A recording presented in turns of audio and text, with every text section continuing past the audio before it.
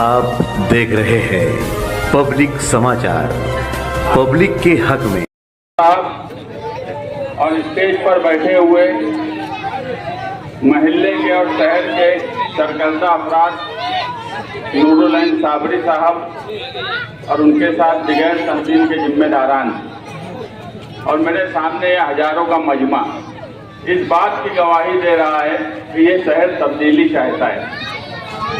मैं जिस हिस्से में खड़ा हूँ सलामताबाद चौक, अभी रिजवान सर बोल रहे थे कि शेख आसिफ या उनकी फैमिली के लोग समझते हैं कि ये उनकी जागीर है, जबकि तब्दीली आ रही है। मैं यहाँ स्टेज पर बैठा था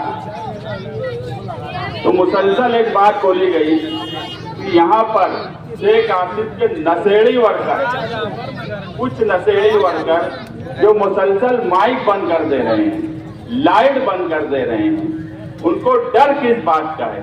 उनको डर तुमसे हो गया है, मगर वो ये नहीं जानते कि ये जलसा समाजवादियों का है, निहालियों का है। हम उस लीडर से परवरिश पाए हैं जिनका नारा था कि हमसे जो टकराएगा हम उससे टकराएंगे। हम मुफ्ती इस्माइल नहीं है, शेख आसिफ और उनके लोग। एक तोड़ीबाज यहाँ कोने पे घर है उसका, वो भी कान खोल के सुन ले, हम उसमें के नहीं है। मुफ्ती इस्माइल मत समझ लेना, हमसे जो टकराएगा हम उससे टकराएंगे और हम हर बात का जवाब देंगे। 20 दिन है इलेक्शन का, इलेक्शन सीधे सीधे लड़ लो। हम बिला वजह किसी को तकलीफ नहीं देते, मगर अगर तुम तकलीफ देंगे तो हम ईंट का जवाब पत्थर से भी देना जानते हैं और कानून से भी देना जानते हैं। इसलिए अच्छाई यही है तुम्हारे लिए। 23 तारीख को इस शहर का नुमाइंदा बदलने वाला है, ये बात भी कान खोलकर सुन ले। इस हिस्से में नशे को बढ़ाने का काम ये खानदान ने किया है। मैं कई मर्तबा देखा हूँ जो लोग नशा करते हैं वो उनको नशा करने की आदत लत लगाई जाती है और ये ऐसी बुराई है जिससे सिर्फ उस लड़के का या उस आदमी का या उस नौजवान का नुकसान नहीं होता। पहले तो उसके घर का नुकसान होता है, उसके बीवी बच्चों का नुकसान होता है, उसके माँ बाप का नुकसान होता है, उसके बाद पूरी कौम का, शहर का नुकसान होता है। ये ऐसी बुराई है। आप जो भी लोग इस महल्ले में मेरी बात सुन रहे हैं, मैं किसी पार्टी का नाम नहीं लूंगा, आप सिर्फ एक बात पर गौर करिए कि ये लत कौन सी पार्टी के लोग लगा रहे हैं। और अगर ये लत आपको समझ रहा है कि किस पार्टी के लोग लगा रहे हैं तो आप उस घर के लोग 20 नवंबर को आपके हाथ में है। आपके बच्चों का मुस्तकबिल, इस शहर का मुस्तकबिल, इस कौम का मुस्तकबिल, नौजवानों का मुस्तकबिल सिर्फ आपकी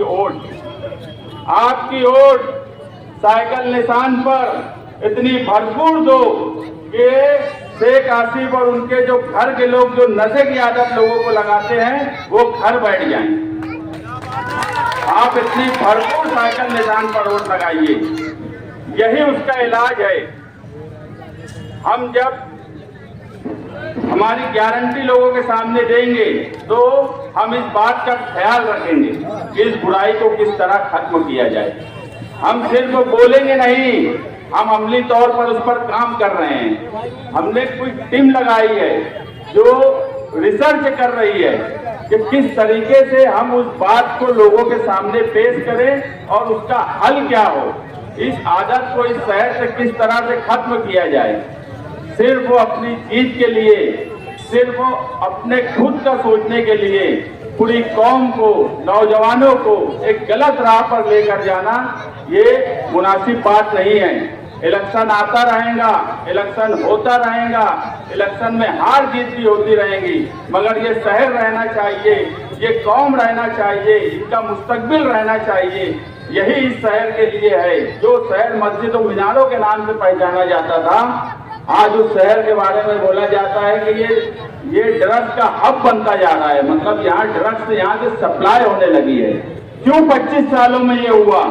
और जो आज नुमाइंदे हैं ये इतने सियासी तौर पर कमजोर हैं कि इनके अंदर वो ताकत नहीं है रोक लेने की। अगर ये ताकत किसी में है तो सिर्फ निहाली लोगों में है। यहाँ शान हिंद बैठी है। क्या आपको नहीं लगता कि ये नशे की लत और इस तरह के जो बुराई फैला रही है ये कौन रोक सकता है? ये कौन रोक सकता है? अगर मुफ्ती इस्माइल में इतना दम होता, उनका इतना दबदबा होता तो 25 सालों में ये बुराई इतनी फैलती नहीं। मुझे बताओ 20-25 साल पहले ये बुराई के बारे में कोई सोचता था? इस पर कोई बात होती थी? आज इस पर हमको तकरीर करना पड़ रही है। आज हम तामीर और तरक्की की बात करने के बजाय इस पर बात क्यों कर रहे हैं? क्योंकि इस शहर में एक खानदान ने लोगों में नशे की लत लगाई तो दूसरा जो नुमाइंदा था वो इतना कमजोर, इतनी मिलीजोड़ उनके साथ कि वो कुछ नहीं कर सके। मैं अभी भी बोलता हूं कि जिन लोगों ने अब्दुल मालिक को गोली मारी, मुझे बताओ 1-1.5 महीने में छूट गए। एक सियासी आदमी पे गोली मारने के बाद अगर कोई आम आदमी भी होता तो इतनी जल्दी उनके मुजरिम छूट नहीं सकते थे, उसके मुलजिम छूट नहीं सकते थे। इसका दूसरा मतलब ये है कि मुफ्ती इस्माइल की मिली जोड़ है।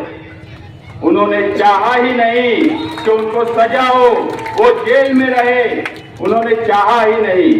ये बात उस फैमिली को समझना चाहिए। या फिर उनके अंदर दम ही नहीं है, और जिसके अंदर दम नहीं है उसके साथ रहकर तुम करोगे क्या? जिसके अंदर दम ही नहीं है उसके साथ रह के करोगे क्या? शहर में एक तब्दीली की लहर है।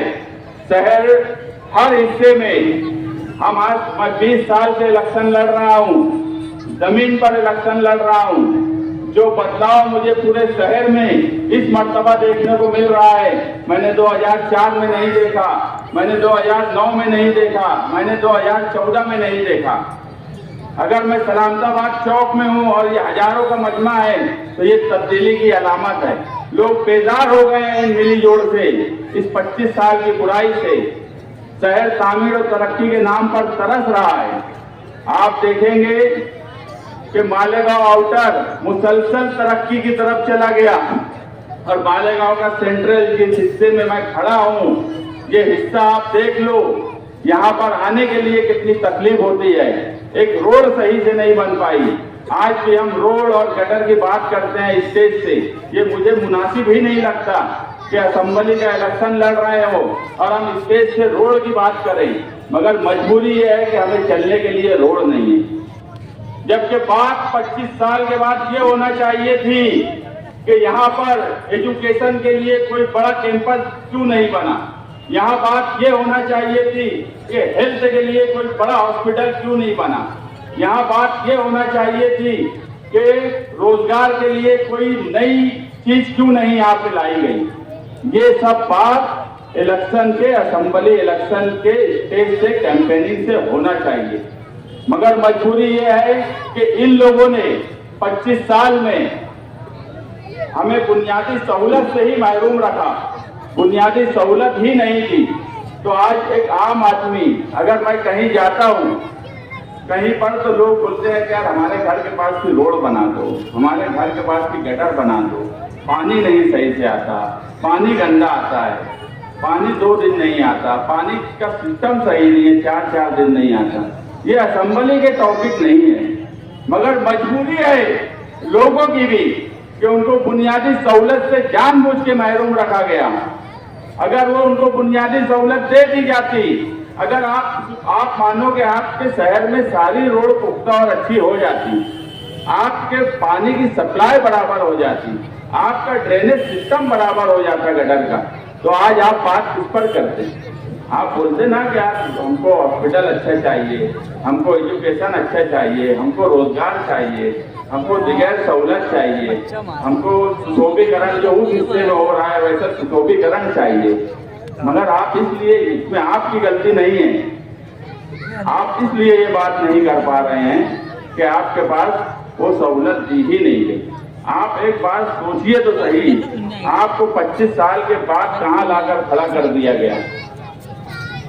सिर्फ वो मालेगांव आउटर और मालेगांव आउटर के कुछ देहात आप चले जाइए, दावाड़ी, नामपुर और छोटे छोटे देहात, और वहां सड़कें देख लीजिए, और उसके बाद आप शहर को देखिए। देहात सुधर गए,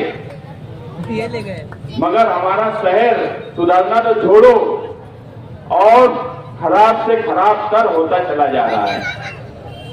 आप एक बार सोचिए तो सही कि हम कहां पर आ गए हैं। हम तामीर और तरक्की पर बात नहीं कर पा रहे हैं। ये आप लोगों को सोचना पड़ेगा। आप लोगों को आपकी फैमिली, आपके बच्चों के मुस्तकबिल के लिए सोचना पड़ेगा। ये सिर्फ मेरा या यहाँ बैठे हुए अशरफ कुरैशी, तौसीफ वकील, इनका सवाल नहीं है। हमारे अभी यहाँ जावेद मास्टर बैठे हैं, उनका भी अभी इस्तेकबाल साया निशान होगा। ये सिर्फ उनके सोचने का सवाल नहीं है, यहाँ बैठे हुए हर फर्द के लिए सोचने का सवाल है। जहाँ तक मेरी आवाज जा रही है वहां तक सोचने का सवाल है।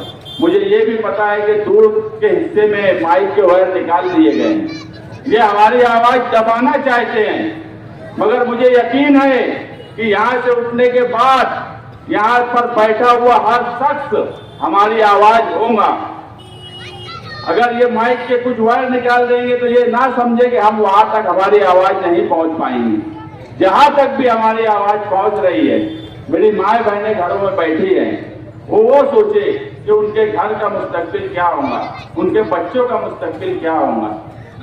लेकिन बड़े अफसोस के साथ मुझे कहना पड़ता है कि इस शहर की हालत बद से बदतर हो गई है, और हम सबको अब सोचने की जरूरत है। आज गरीब आदमी कितना परेशान है, अमीर आदमी भी परेशान है। हम हमारे टैक्स का 70% कारपोरेशन को देते हैं। ये इलेक्शन कारपोरेशन का नहीं है, असेंबली का है। मगर अगर कारपोरेशन को 70% टैक्स देने के बाद दादा भूसे कारपोरेशन का मेंबर नहीं है, दादा भूसे असेंबली का मेंबर है, उसके बाद अगर वो फंड उस तरफ लेकर चला गया, तुम्हारी सारी सहूलियत उस तरफ लेकर चला गया, यहाँ तक कि तुम्हारे मालेगांव सेंट्रल में एक नेशनलाइज बैंक उसने रहने नहीं दिया, तो ये वो कारपोरेशन का मेंबर नहीं था। अगर आपने 20 तारीख को शान हिंद साइकिल निशान पर भरपूर वोट दिया, तो हम आपसे एक वादा करते हैं कि मालेगांव सेंट्रल का हक हम आपको दिलाकर रहेंगे। यहाँ का 70% का हिस्सा जो है उसको 80% कैसे करें वो भी हम करेंगे, और 80% इसलिए करेंगे कि 25 साल से जो नाइंसाफी हो रही है, पिछले 10 साल से हमारा जो बजट उस हिस्से में गया है, अब तो सूद के साथ वसूली भी होगी। अब सिर्फ जो है वही नहीं लेंगे, अब सिर्फ जो है वही नहीं लेंगे, अब सूद के साथ वसूली होगी। जो गया है वो भी वसूल के लाएंगे, जो है वो तो उनके बाप नहीं लेके जा पाएंगे। मुफ्ती इस्माइल मत समझना कमजोर, और बिल्कुल कमजोर, और जिसको कुछ भी सियासी समझ नहीं है, ऐसा मत समझना। आपकी होने वाली एमएलए इस शहर में सबसे ज्यादा पढ़ी लिखी है, निहाल अहमद का खून है उसके अंदर, दम भी है और समझ भी है और सब कुछ है उसके अंदर। मुफ्ती इस्माइल के इतना कमजोर मत समझना, कुछ लेकर चले गए तो वापस नहीं ला सकते, जो है वो भी रहेगा, जो लेकर गए हैं वो भी लेकर आएंगे। इतना दम अगर किसी में है तो वो निहाली लोगों में ही है, और ये शहर जानता है कि आज जो लोगों ने ये हरकत यहाँ पे की है, मैं बार बार वो बात बोल रहा हूँ कि हमारी आवाज दबाने के लिए जो हरकत की है वो कान खोलकर सुन ले। इस शहर में अगर शिवाजी मुजस्समे के पास हिंदू तंजीमें आकर ये बोली कि माँ का दूध पिया है तो आके बताओ, तो वो कोई मुस्तकिम डिग्निटी को नहीं बोले थे। यहाँ बैठा हुआ हर शख्स वो एक मुसलमान होने के नाते बोला गया था, और दम बताया था हमने, और पुलिस को बोला था 2 डंडे सालों को मारना सीखते हो जाएंगे। 2 दिन के बाद 4 डंडे मारे गए, 4 डंडे। ये भी दम हमें ही है। जब एक वक्त बड़ा भीमा गौली का मामला चलता था कि बहुत तकलीफ देते थे, तो जनता जानिसार फोर्स बनी थी और सबक सिखाए थे। अरे हमने तो हमेशा फिरका परस्तों से लड़ा है, कितना भी बड़ा गुंडा फिरका परस्तों का रहा उससे लड़ा है। तुम ये क्या माइक से वायर निकाल देते, ये छिछोरी हरकत है, बिल्कुल छिछोरी हरकत है, ये दमदार वकील नहीं है। इतनी छिछोरी हरकत आशीष शेख करेगा मुझे यकीन नहीं था। मैं आने से पहले मेरे जहन में दूसरी बातें थी, मगर जब मैं आया एक आदमी इतने छिछोरेपन पे उधर आया है तो सदा अब करा क्या जाए। अब आपको करना है, इनको सबक सिखाना है और इस नारे के साथ सिखाना है कि हमसे जो टकराएगा हम उससे टकराएंगे। एक बार मेरे साथ ये नारा पूरे दम से लगा दो, जो लोग ये हरकत कर रहे हैं उनके कान तक ये बात जाए। और मैं जो बोला ये दो जो लोग हैं ना, ये दाढ़ी वाला जो वहां कोने पे घर है इसका, उसके घर तक आवाज जाना चाहिए। एक नारा